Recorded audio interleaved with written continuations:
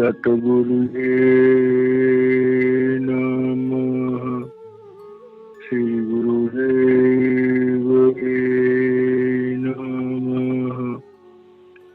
परमपिता परमेश्वर और गुरु साहिबान के रहमो करम से हम सब भाई बहन स्पिरिचुअल टॉक चैनल पर सत्संगों को आनंद ले रहे हैं। ये सत्संग श्री गुरु ग्रंथ साहिब के अंतर्गत सुखमनी साहिब के पदों के माध्यम से किए जा रहे हैं।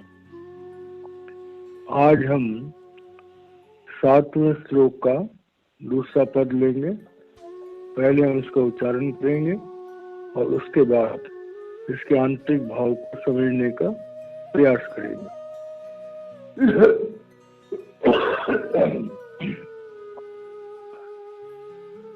गौड़े सुखमणि महला 5वां श्लोक 7वां। मन साचा मुख साचा सोई अवर न पेखे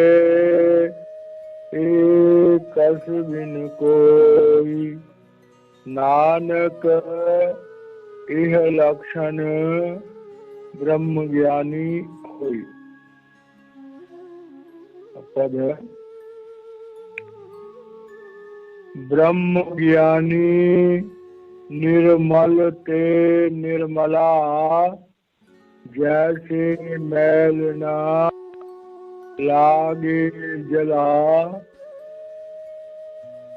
ब्रह्म ज्ञानी के मन हो प्रकाश जैसे घर ऊपर आकाश। ब्रह्म ज्ञानी के मित्र शत्रु समान। ब्रह्म ज्ञानी के नाही अभिमान। ब्रह्म ज्ञानी ऊंच ते ऊंचा मन अपने है सबसे नीचा। ब्रह्म ज्ञानी से जन भय नानक जिन प्रभु आप करें। प्यारे भाई और बहनों, जब भी हम अपने पवित्र ग्रंथों को पढ़ते हैं तो उसमें कई महापुरुषों के बहुत सारे कलाम, बहुत सारी उनकी रचनाएं हैं। देखने में ये लगता है कि शायद हर रचना कुछ अलग अलग है, उसका कुछ हिस्सा अलग विस्तार से होता है, लेकिन उसका आंतरिक भाव सबका, सारी जितनी भी रचनाएं हैं, जितने भी वचन हैं, उन सबका आंतरिक भाव एक ही है। और वो आंतरिक भाव है कि ये मनुष्य शरीर जो हम लिए फिर रहे हैं, इस मनुष्य शरीर में वो परमात्मा स्वयं विराजमान है और उसी का अंश आत्मा भी इसमें विराजमान है। अब परमात्मा भी विराजमान है, आत्मा भी विराजमान है, तो तीसरी एक चीज और विराजमान है, वो है मन। और मन के साथ करोड़ों जन्मों के संस्कार। तो हमारे जीवन में प्रभु ने जो हमें जीवन दिया कि हम अपने प्रारब्ध कर्मों के अंतर्गत इस हमने जोनि को प्राप्त किया। तो जितने भी इंसान इस दुनिया में हैं, वो अपने प्रारब्ध को भोगने के लिए मनुष्य का चोला धारण किए। लेकिन इसी संसार में एक ऐसा भी चोला होता है जो प्रारब्ध कर्मों से इस दुनिया में नहीं आता, बल्कि प्रभु के घर से भेजा हुआ आता है, और उसे हम सद्गुरु कहते हैं, उसे हम साध कहते हैं, उसे हम ब्रह्मवेता कहते हैं और उसको ब्रह्म ज्ञानी कहते हैं। तो यहाँ पर उसी ब्रह्म ज्ञानी का जिक्र।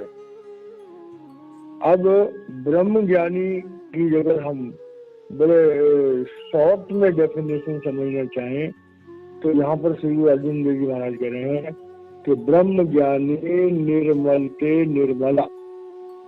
अब निर्मल का मतलब होता है कि वो मैल से रहित, निर्मल, मल से रहित। अब मनुष्य शरीर में जब हम देखते हैं तो मल क्या है? मल है हमारे मन पर लगी हुई वासनाओं की मैल। वो क्या है? वह लोभ है, काम वासनाएं हैं, क्रोध है, स्वामित्व है, मोह है, अहंकार है, निंदा, चुगली, ईर्ष्या और भी बहुत सारे रोग हैं जो हमारे मन को लगे हुए हैं। अब एक आम इंसान हम दुनिया में देखते हैं तो वो अपनी मन इंद्रियों का गुलाम है, अपने प्रारब्ध कर्म काटने के लिए इस दुनिया में आया है। प्रारब्ध कर्मों के अनुसार उसे शरीर मिला, शरीर के अच्छे बुरे गुण मिले, माता पिता मिले, परिवार मिला, समाज मिला। वो बेचारा इस दुनिया में उलझा हुआ है, एक कैदी है।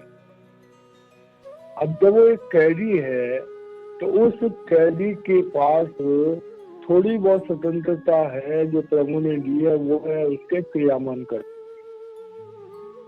लेकिन जिस इंसान को कोई आध्यात्मिक ज्ञान नहीं है, जिस इंसान का कोई गाइड नहीं है, वो अपने प्रारब्ध कर्मों के असली तरीके से यूज करने को नहीं जानता और वो थ्योरी ऑफ रिएक्शन में अपने जो क्रियामान कर्म है उनका नाश कर देता है।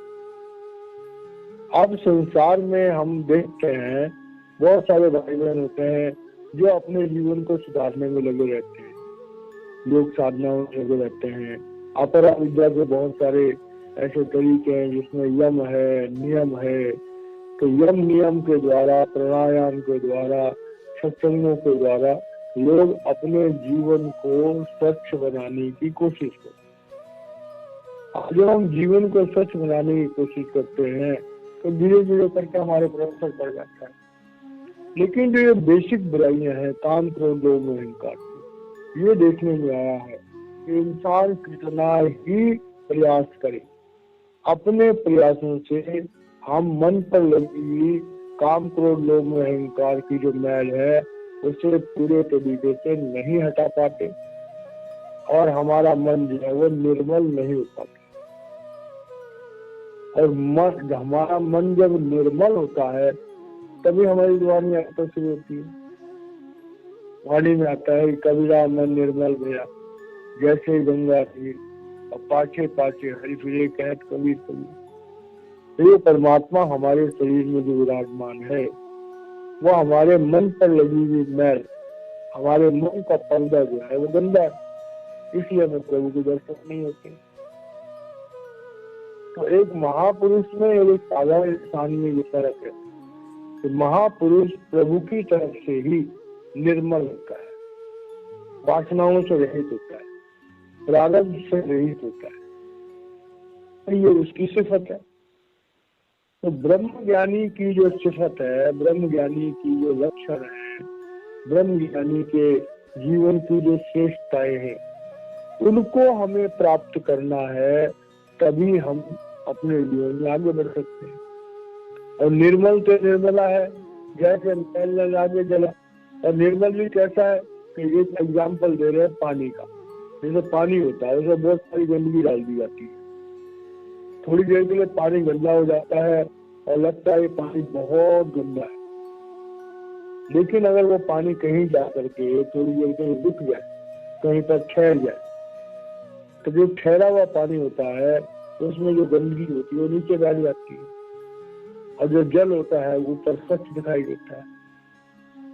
तो हमारे शरीर में जो हमारी आत्मा है वो तो निर्मल है, लेकिन क्योंकि मन साथ में जुड़ा हुआ है और मन के साथ में वासनाएं जुड़ी हुई हैं, काम, क्रोध, लोभ, मोह, अहंकार जुड़े हुए, तो उनके कारण से हमारा जो आत्म तत्व है, हम अपनी आत्मा के दर्शन नहीं कर पाते, हम अपनी आत्मा का साक्षात्कार नहीं कर पाते, हम अपने विवेक को इस्तेमाल नहीं कर पाते।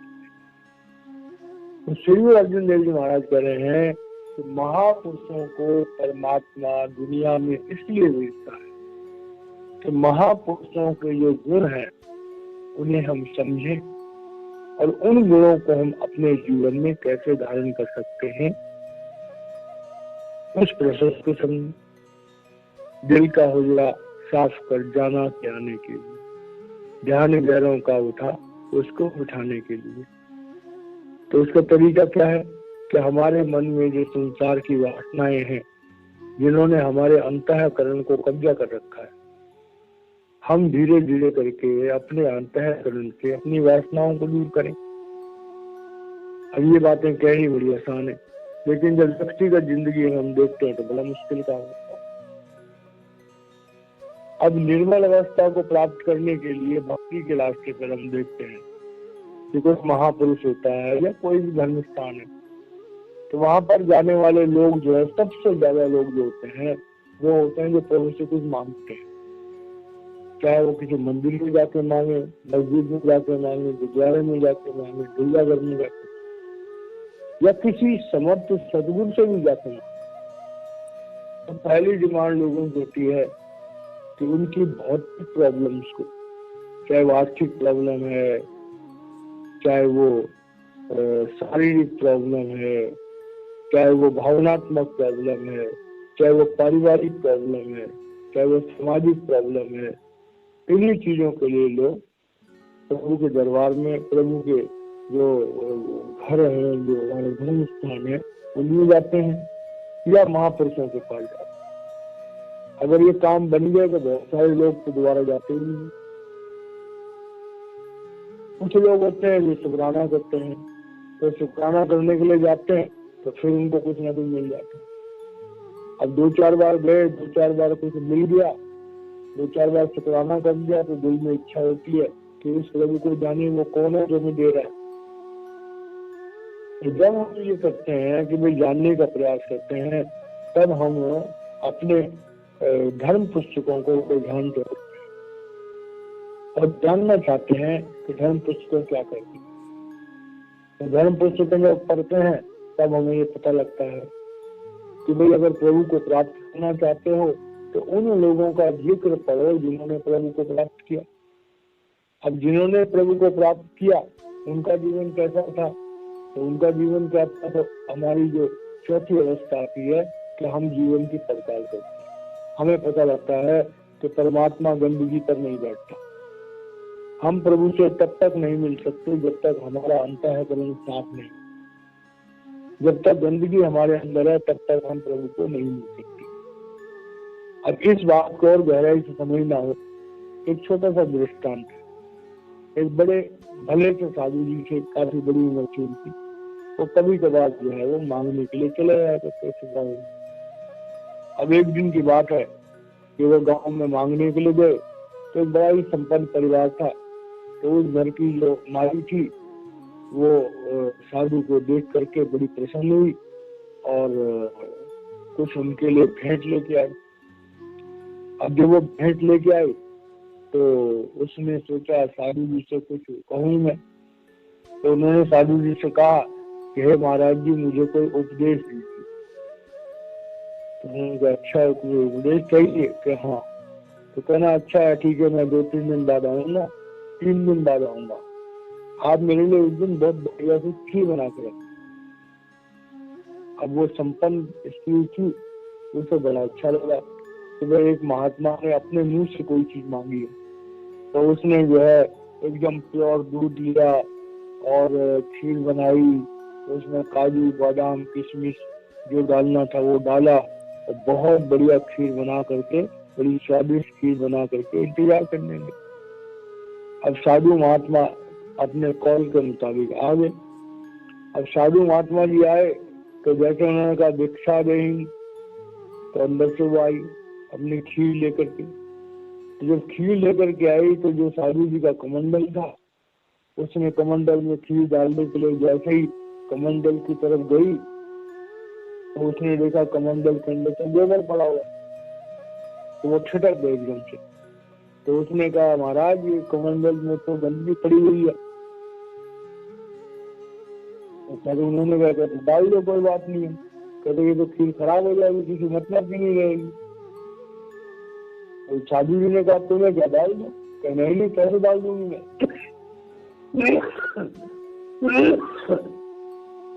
तो उस माई ने साधु जी से कहा, खीर को एक तरफ रख दिया और कहा कि भैया आप ये कमंडल मुझे दीजिए, मैं इस कमंडल को साफ करके लाती हूँ। जब ये कमंडल बिल्कुल साफ हो जाएगा तब मैं इसमें खीर डालूंगी।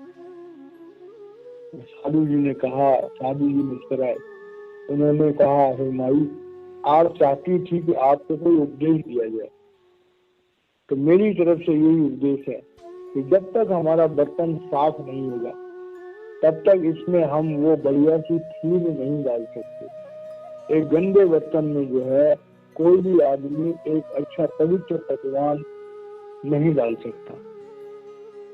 हमारी को समझ में आ रही।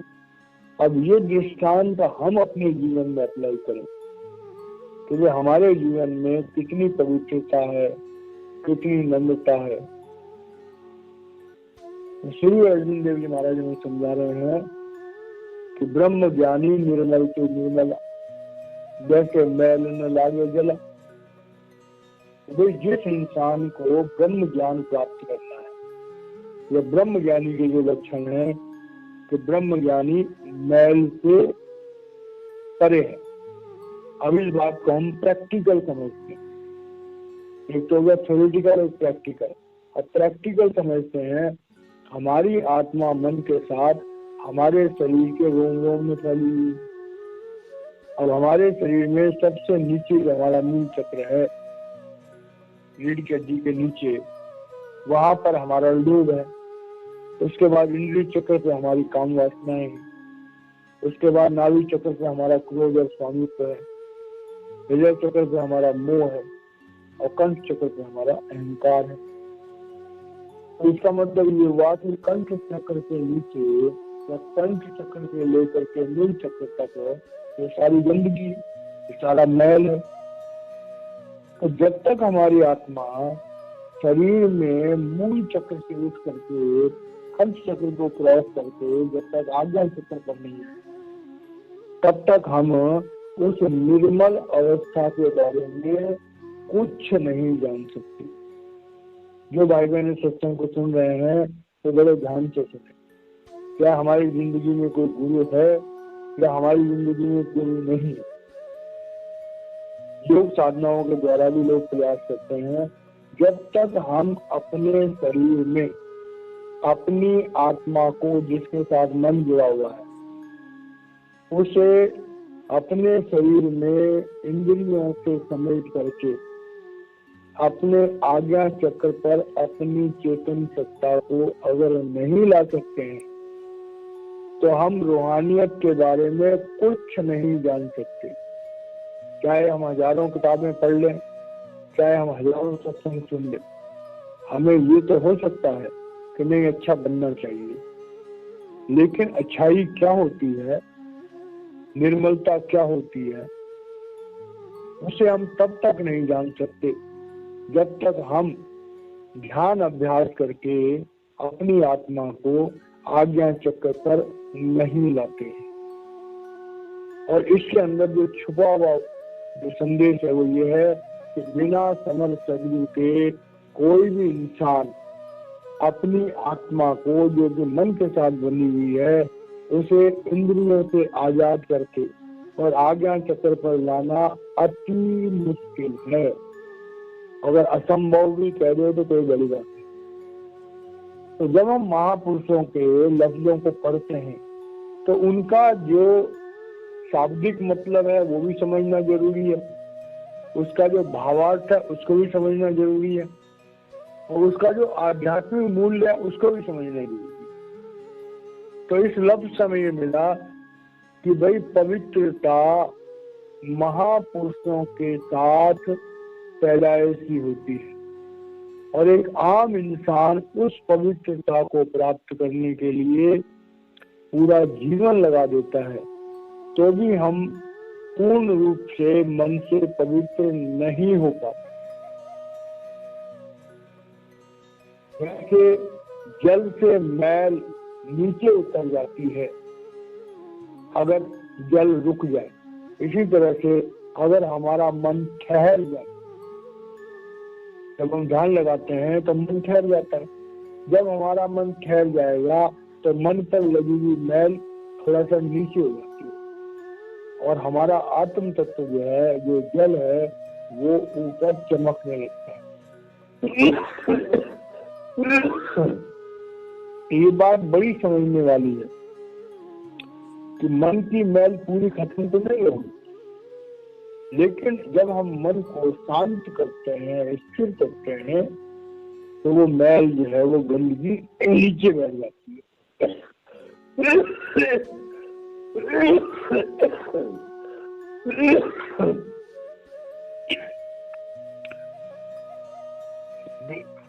श्री अर्जुन देव जी महाराज, इसके अंदर जो छुपा हुआ मैसेज जो है कि जिस भाई बहन को प्रभु प्राप्ति की तरफ चलना है, उसे अपने मन को शांत करना सीखना पड़ेगा, उसे शांत करना आना पड़ेगा। क्योंकि जब तक हमारे मन की मैल जो है वो नीचे नहीं गिरेगी, तब तक हमारा उद्देश्य पूरा नहीं होगा।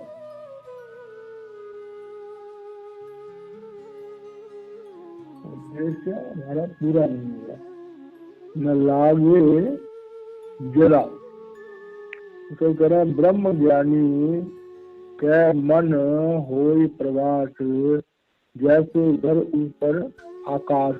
अब ये दूसरी बात करें तो ब्रह्म ज्ञानी जो है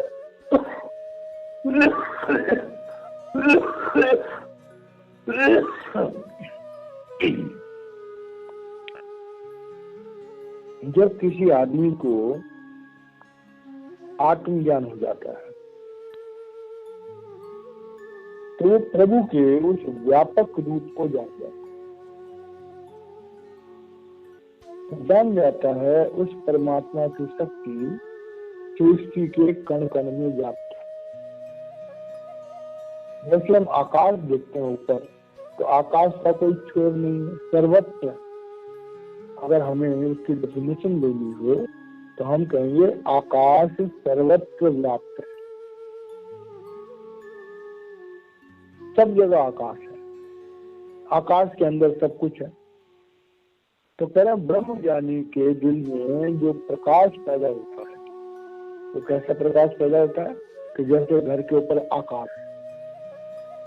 अब प्रकाश के यहाँ दो मतलब है, एक तो अंदर में प्रकाश देखना और दूसरा है जो अपनी आत्मीय शक्ति को पहचानना।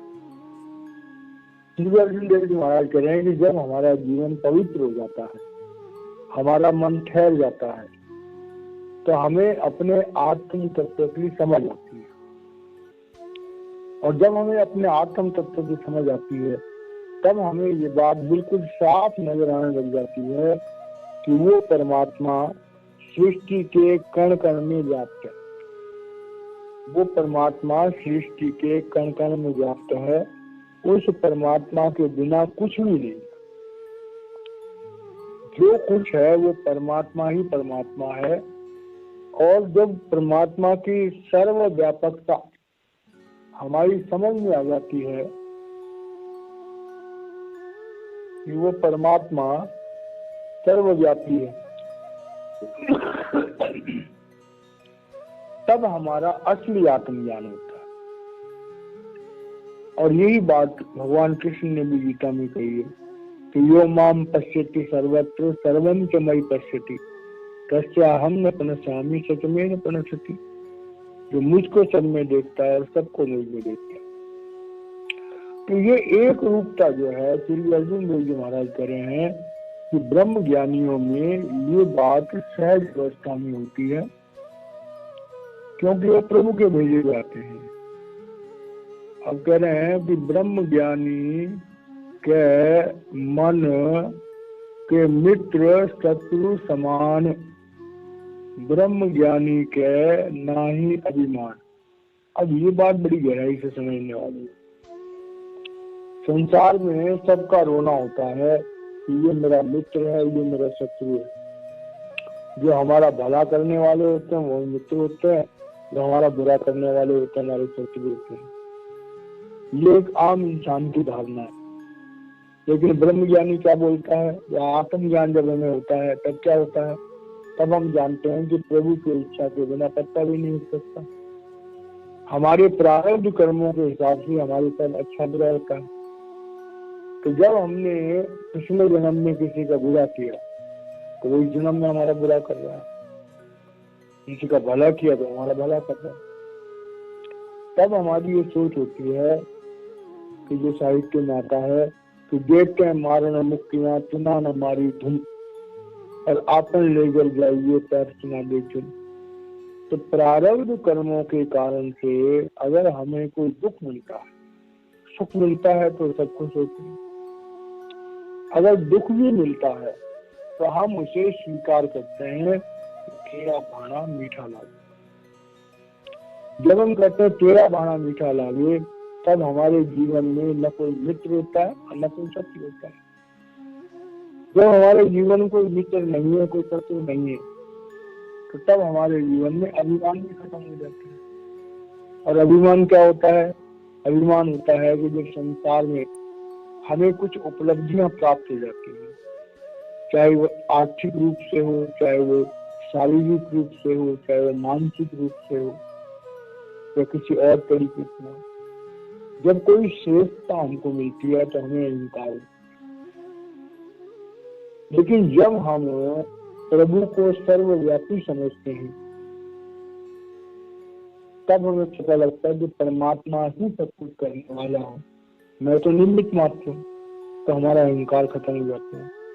यह है थ्योरेटिकल एस्पेक्ट। और प्रैक्टिकल एस्पेक्ट में देखिए, जब हमारी आत्मा गुरु कृपा से समझती है और हम मूल चक्र, इंद्रिय चक्र, नाभि चक्र, हृदय चक्र को क्रॉस करते हैं, जब हम कंठ चक्र को क्रॉस करते हैं, तब हमारा अहंकार खत्म होता है। तो श्री अर्जुन देव जी महाराज दोनों तरफ से कह रहे हैं। एक तरफ से कह रहे हैं कि हमारे जीवन में व्यवहारिक नम्रता होनी चाहिए, दूसरी तरफ से कह रहे हैं कि हमारे जीवन में भजन चिंतन करके हमें अपने कंठ चक्र को क्रॉस करना चाहिए।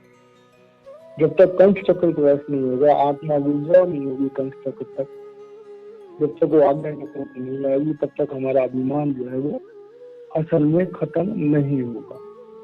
क्योंकि जीवन में हमें देखते हैं कि हमारा जो वास्तविक चरित्र है वो तभी बनता है जब हमारी कुछ उपलब्धियां होती हैं।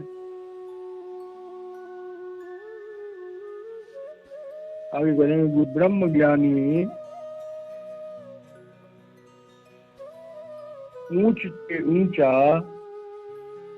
मन अपने है सबके नीचा। अब ये बात बड़ी गहराई समझिए। जो ब्रह्म ज्ञानी है, जो भक्त है, वो एक तरफ तो अपने जीवन को ऊंचा से ऊंचा बनाता है, अपने जीवन की बुराइयों को दूर करता है, अपने जीवन को श्रेष्ठ बनाता है। लेकिन श्रेष्ठ बनाने के बाद भी उसकी जो नजर होती है वो महापुरुषों के जीवन के अनुसार, और वो ये देखते हैं कि मेरे में अभी ये कमी रह गई है। एक आम इंसान दुनिया में देखता है मुझ में इतनी अच्छाइयां हैं, तो उसे अपनी कमी नजर ही नहीं आती, स्वयं को बहुत महान समझता है।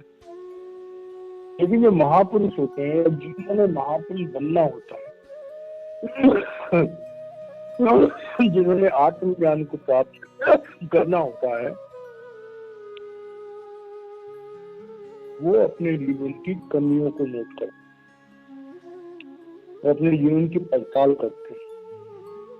तब वो देखते हैं कि मेरे में ये बुराई है, मेरे में ये बुराई है, मेरे में ये बुराई है।